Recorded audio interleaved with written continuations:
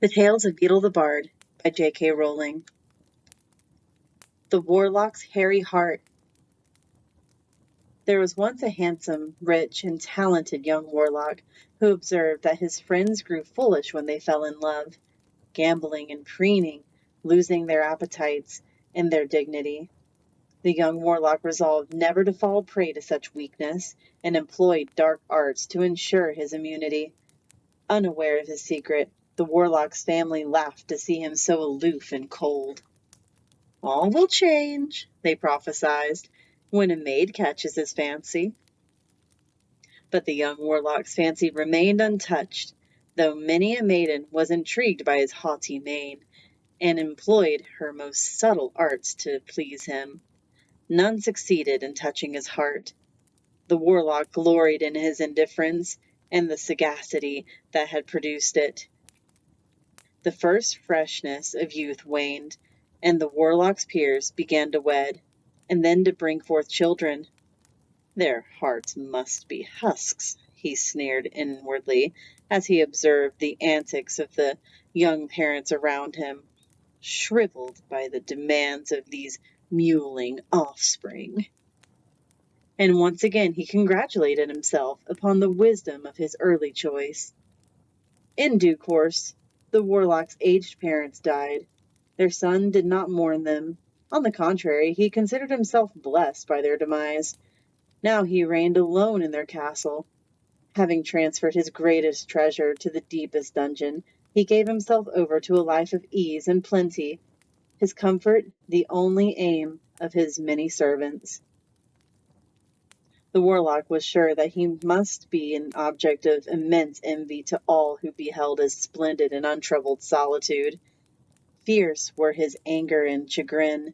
Therefore, when he overheard two of his lackeys discussing their master one day, the first servant expressed pity for the warlock, who, with all his wealth and power, was yet beloved by nobody.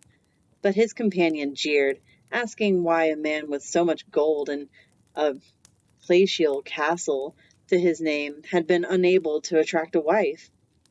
The words dealt dreadful blows to the listening warlock's pride. He resolved at once to take a wife, and that she would be a wife superior to all others. She would possess astounding beauty, exciting envy and desire in every man who beheld her. She would spring from magical lineage, so that her offspring would inherit outstanding magical gifts, and she would have wealth at least equal to his own, so that his comfortable existence would be assured, in spite of additions to his household. It might have taken the warlock 50 years to find such a woman, yet it so happened that the very day after he decided to seek her, a maiden, answering his very wish, arrived in the neighborhood to visit her kinfolk. She was a witch of prodigious skill and possessed of much gold. Her beauty was such that it tugged at the heart of every man who set eyes on her. Of every man, that is, except one. The warlock's heart felt nothing at all. Nevertheless, she was the prize he sought, so he began to pay her court. All who noticed the warlock's change in manners were amazed, and told the maiden that she had succeeded where 100 had failed.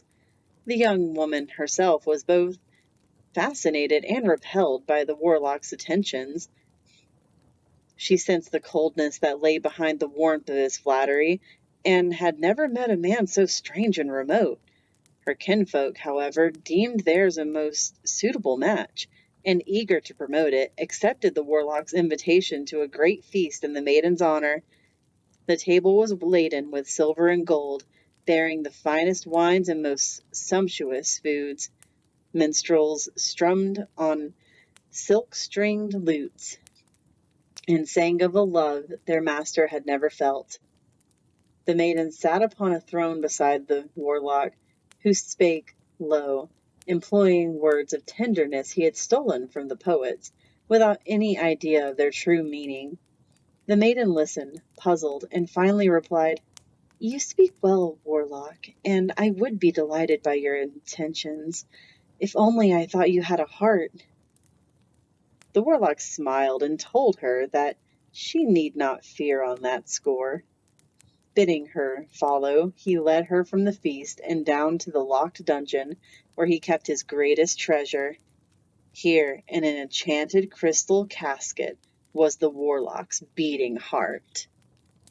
Long since disconnected from eyes, ears, and fingers, it had never fallen prey to beauty, or to a musical voice, to the feel of silken skin. The maiden was terrified by the sight of it, for the heart was shrunken and covered in long black hair. "Oh, what have you done?" she lamented. "Put it back where it belongs, I beseech you." Seeing that this was necessary to please her, the Warlock drew his wand, unlocked the crystal casket, sliced open his own breast, and replaced the hairy heart in the empty cavity it had once occupied. "Now you are healed, and will know true love," cried the maiden, and she embraced him. The touch of her soft white arms, the sound of her breath in his ear, the scent of her heavy gold hair, all pierced the newly awakened heart like spears. But it had grown strange during its long exile, blind and savage in the darkness to which it had been condemned, and its appetites had grown powerful and perverse. The guests at the feast had noticed the absence of their host and the maiden. At first troubled, they grew anxious as the hours passed, and finally began to search the castle. They found the dungeon at last, and a most dreadful sight awaited them there. The maiden lay dead upon the floor, her breast cut open, and beside her crouched the mad Warlock, holding in one bloody hand a great, smooth, shining scarlet heart, which he licked and stroked, vowing to exchange it for his own. In his other hand he held a wand, trying to coax from his own chest the shriveled, hairy heart. But the hairy heart was stronger than he was, and refused to relinquish its hold upon his senses, or to return to the coffin in which it had been locked for so long. Before the horror-struck eyes of his guest, the Warlock cast aside his wand and seized a silver dagger, vowing never to be mastered by his own heart. He hacked it from his chest. For one moment the Warlock knelt triumphant, with a heart clutched in each hand. Then he fell across the maiden's body and died.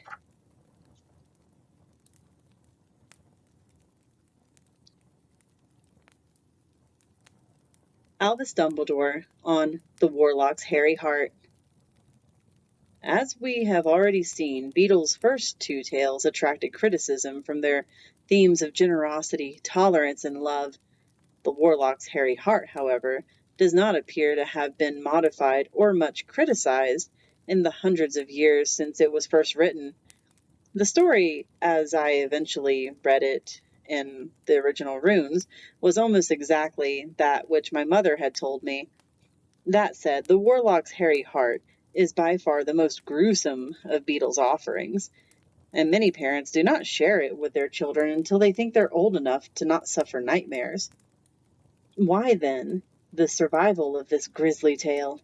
I would argue that the Warlock's hairy heart has survived intact through the centuries because it speaks to the dark depths in all of us. It addresses one of the greatest and least acknowledged temptations of magic, the quest for invulnerability. Of course, such a quest is nothing more or less than a foolish fantasy. No man or woman, alive, magical or not, has ever escaped some form of injury, whether physical, mental, or emotional. To hurt is as human as to breathe. Nevertheless, we wizards seem particularly prone to the idea that we can bend the nature of existence to our will. The young Warlock, in his story, for example, decides that falling in love would adversely affect his comfort and security.